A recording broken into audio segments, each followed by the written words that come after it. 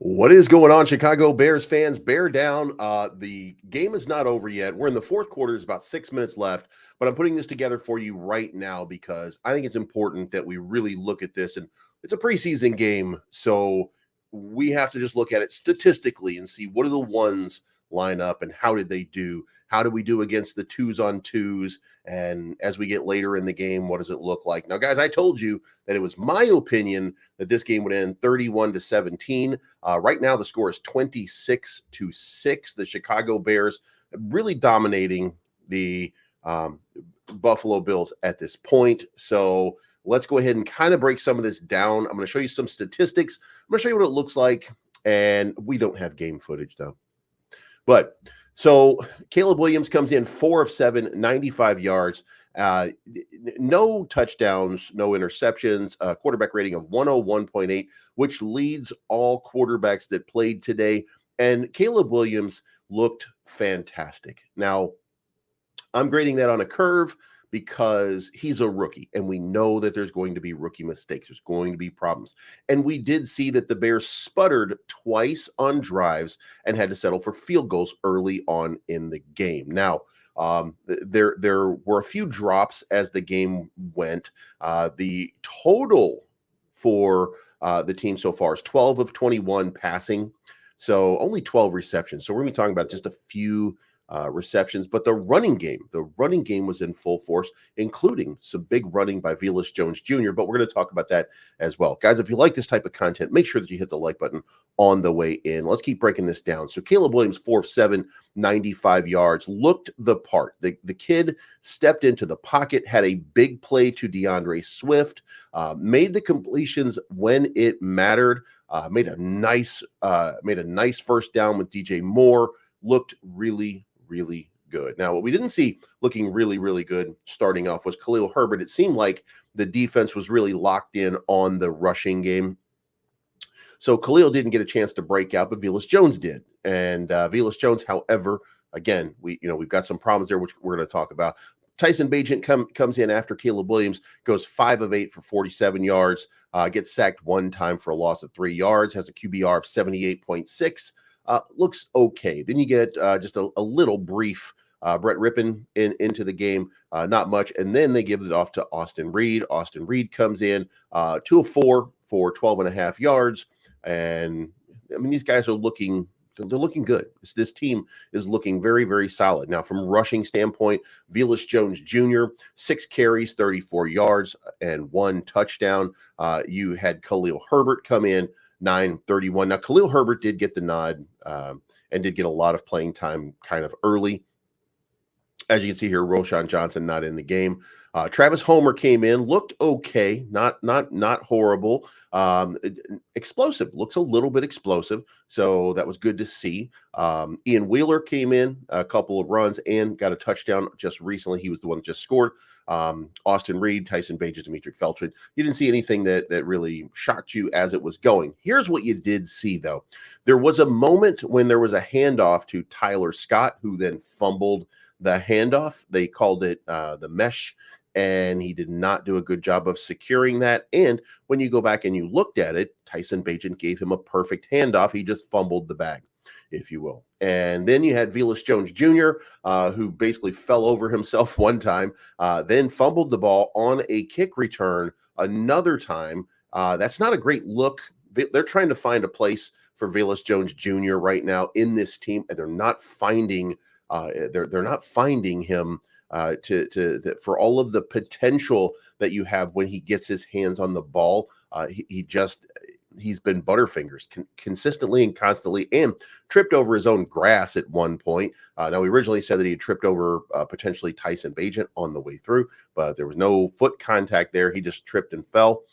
So that being said, he still averaged a bit over 5 yards per carry, almost 6 yards per carry, and had a touchdown run of 3 yards. So looking pretty good overall. But again, you had a fumble here with Tyler Scott, who did recover his own fumble, and you had Velus Jones drop one and make just a few little mistakes. But We got to clean those up. Also in receiving, DeAndre Swift had 1 reception, 42 yards. Guys, this is the type of play that you never saw that you never saw last year. This was the type of sidearm, just out of nowhere, check down to the running back sort of play, resulting in a huge play. Then you had another big one from Dante Pettis. Tommy Sweeney had a couple more big catches. DJ Moore certainly looked the part. He came in, had a really good surge across the middle and another big catch. Cole Kmet with a big sideline catch. Stephen Carlson had 3 catches for 18 yards. Now, Stephen did have 1 big catch also for about 26 yards that ended up getting overturned on replay. Brendan Bates, 1 catch for 16. Nasimba Webster, 1 for 10. And then the rest haven't done anything. Rome was out there for a few plays, got a little opportunity, but the ball was kind of underthrown, a little bit odd. And I think that more than anything, he was trying to break that pass up because it was underthrown just a little bit by Caleb.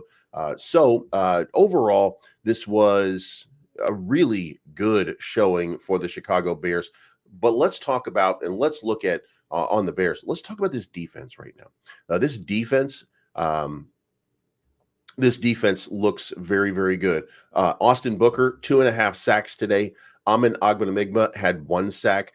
We had Khalid Kareem with a sack. Daniel Hardy with a sack and a half. Guys, this team is looking the part. We're holding the Buffalo Bills, and it's preseason. I grant you, we're not having there's not game time yet. There's plenty of wrinkles that are going to be added into everybody's system here. Josh Allen did not have a good go of it. Chicago Bears shut him down. He didn't shut himself down. The Chicago Bears defense shut him down. Now, Montez Sweat was not playing, by the way, so we didn't get to see the full force of that line. But what we did see, Javon Dexter looking the part, DeMarcus Walker looking the part. These guys holding this line up. And as you go down here, you can see, and by the way, we did have a big interception that came in almost towards the end of the game. Micah Baskerville stepped in front of it, took it all the way back for a touchdown of 53 yards. Again, Velus Jones had 1 kick return for 13 yards, but he also fumbled that one. Punt returns, Josh Blackwell, 2 for 20. Cairo Santos, 2 for 2. Long of 31 for his field goal, and he did miss an extra point, which is something that we rarely ever see. And the crocodile punter, Torrey Taylor, Legatron himself, comes out. 2 punts, 96 yards, averaging 48 yards. One of them inside the 20. He's looking fantastic so far. Corliss Waitman coming in, 41.5. Now, by the way, Corliss Waitman, I think 2 years ago had more punts than anybody in the league. So at least we've got a capable, serviceable backup here. But, this team, and we just got another touchdown. So the Bears are going to cover my total. Bears are now 33 points to 6 points for the Buffalo Bills. Folks, this is an absolute blowout that we are watching real time here taking place. Let me hit the refresh here in case we missed anything. Still not throwing the ball, just handing the ball off. Ian Wheeler now has 2 touchdowns, 5 rushes, 43 yards. This guy's averaging 8.6 yards. And listen, as an undrafted free agent coming out of nowhere, he is making these cuts real difficult. Now, consider Velus Jones trying to make the roster at running back. Khalil Herbert, Roshan Johnson, DeAndre Swift already locked in. You only got 1 more rusher that you want to keep on the roster. Travis Homer came in, did a serviceable job. Ian Wheeler, however, just kind of blowing up here now. Could it be that Ian Wheeler makes the practice team? Most probably that's the practice squad, probably where Ian Wheeler ends up, because I think he's been really good, and I think we don't want to miss out on whatever potential he might have, which leaves some of these guys as odd men out. So it's going to be interesting to see what ends up happening. However, I do want to point out, and I don't have a license for the NFL, so I don't want to get demonetized or anything on this. Again, hit that like button on your way in, but I would encourage you guys, just go start looking and watching these plays. This defense, this was an inspired defensive performance. This is an inspired offensive performance in the rushing game. This team is ready for this season to begin. One of the things that we looked at last season was that the Bears did not appear to be ready for success. They did not appear to be ready to play the game at the highest level when the season started. This team does not appear to look that way now. This is the second game of a 3-game preseason.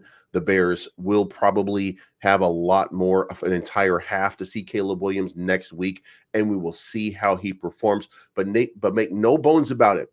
The Buffalo Bills have won their division 4 years in a row. This is a playoff contender type team. This is a team that has been very good for a while. And that being said, the Chicago Bears are putting it to them. So I'm going to put it back to you. And I'm going to say, I told you before, I'm going to tell you again. This Chicago Bears team is about to surprise a lot of people and shock a lot of people with their ability and the depth that's been created on this defensive line. I'm not worried about it. And by the way, look at the offensive line. Did the offensive line do an A-plus performance? No, not really. But let's call it a hard B at least. This team, despite Ryan Bates not being in the lineup, despite Nate Davis not being in the lineup, everybody else stepped up tremendously. Even the 2s and the 3s came together, held the line, and prevented havoc. This is all the Bears have needed. So I think that we are now in that spot where the Chicago Bears are now looking the part of that team that's going to surprise and shock a lot of people. Now, I want to know what you think in the description down below. Do you think that I'm right about this? 13-4, does it seem more realistic now that you're seeing this type of performance out of the Bears? And before you say, oh, well, this is only the preseason, I didn't ask you. I asked everybody else. 13-4 is my prediction for this season. The Bears are going to shock a lot of people. Let me know what you think in the comments down below. And until then, bear down and fuck Green Bay.